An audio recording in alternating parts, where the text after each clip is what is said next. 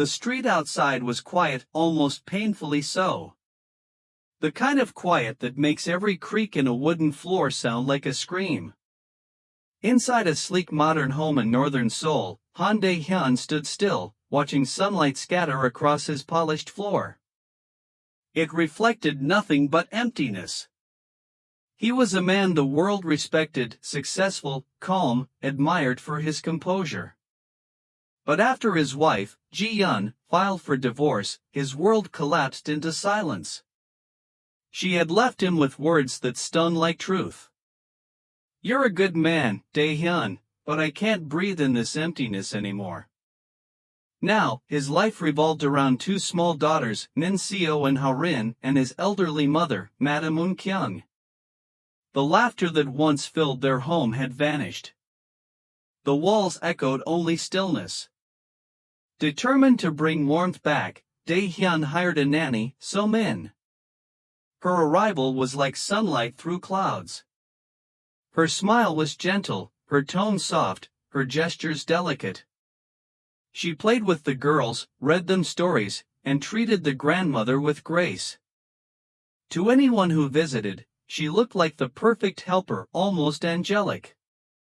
But no one saw the storm behind that smile. When Dae Hyun left on a business trip, the doors closed, and So-min's true self emerged. Her kindness turned cruel. She punished the girls for the smallest mistakes, mocked their late mother's memory, and forced Madam Eun-kyung to scrub floors with trembling hands. "You think you're someone?" she hissed one night, splashing water across the floor. "This house is mine now. He's never coming back." Fear replaced laughter. The girls cried in secret, and Madam Eun-kyung prayed in whispers. The house that once held love became a silent battlefield of fear. And in that darkness, something inside began to stir. The next morning, the air felt different. Dae Hyun had returned a day early. As he stepped inside, a chill ran through him, not from the cold, but from instinct. Then he saw it. The girls, pale and silent, huddled on the sofa. Madam Eun-kyung on her knees, scrubbing the floor with trembling hands. And So-min, standing tall, her sweet smile gone, replaced by a glare sharp enough to wound. For the first time since the divorce, Dae Hyun screamed. Not at her, but at the pain, the injustice, the helplessness that had haunted his home. His voice echoed through the walls that had absorbed too much silence. He didn't act out of rage. He waited until morning. Then, with the whole household gathered, he spoke. "No one in this home is a servant.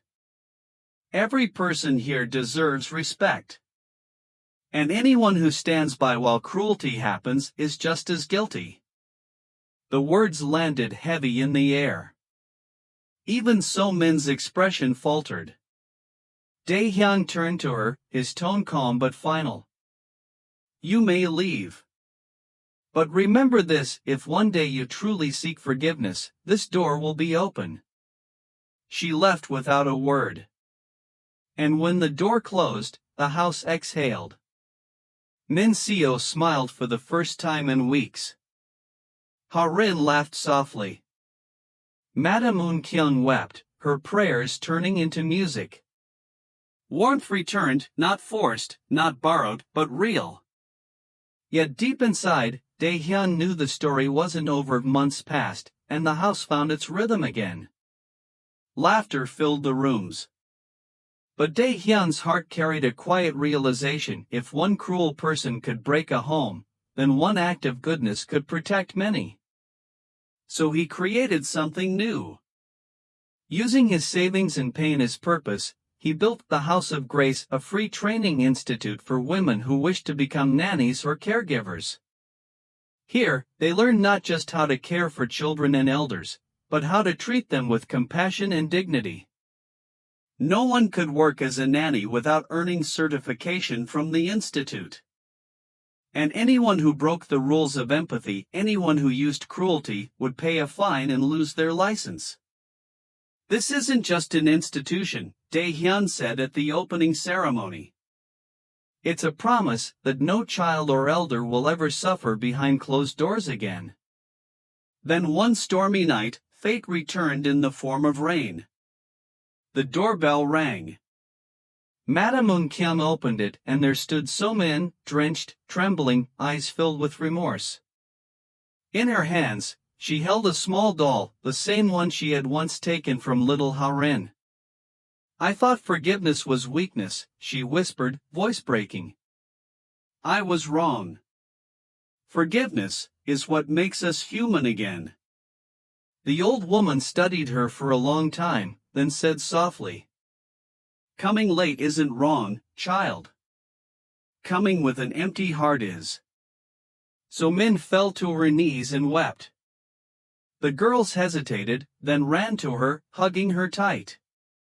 Tears and rain mixed as laughter filled the room once more. From across the hall, Dae Hyun watched quietly. He had lost a wife but found a purpose. He had seen cruelty but chosen compassion.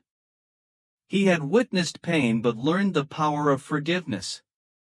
That night, the house glowed, not from chandeliers or wealth, but from warmth and grace reborn. And as the rain softened outside, the home that once stood in silence began to sing again. A song of resilience, empathy, and the courage to heal.